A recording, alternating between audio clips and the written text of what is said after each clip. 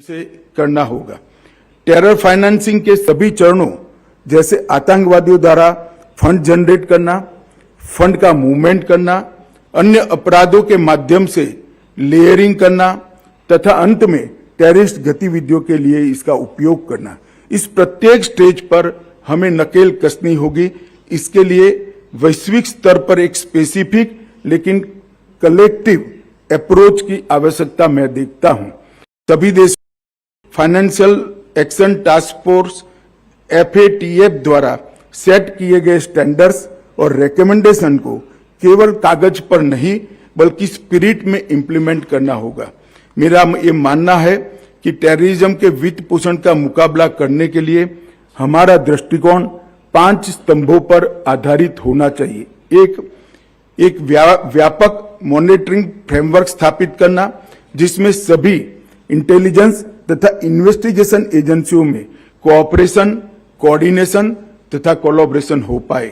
दूसरा, trace target की strategy उसे निम्न स्तरीय आर्थिक अपराध से लेकर संगठित आर्थिक अपराध तक अपनानी होगी। 3, टेरर फाइनेंस के संबंधित लीगल स्ट्रक्चर को मजबूत करना और उसमें एक रूपता लाना बहुत जरूरी है। 4, नेक्स्ट जनरेशन टेक्नोलॉजी के दुरुपयोग के खिलाफ एक मजबूत टेक्निकल तंत्र हमें विकसित करना होगा। और 5, एसेट रिकवरी के लिए कानूनी और नियामक ढांचे को मजबूत करना भी बहुत जरूरी है। टेररिज्म को सपोर्ट करने वाले बॉर्डरलेस फाइनेंस मूवमेंट को रोकने के लिए बियॉन्ड बॉर्डर कोऑपरेशन के अप्रोच को स्वीकारना होगा, तभी ये मंच अपने उद्देश्य में सफल हो पाएगा। अंत में मैं पुनः टेररिज्म और टेरर फाइनेंसिंग के खिलाफ भारत की तरफ से अपनी प्रतिबद्धता दोहराना चाहूंगा।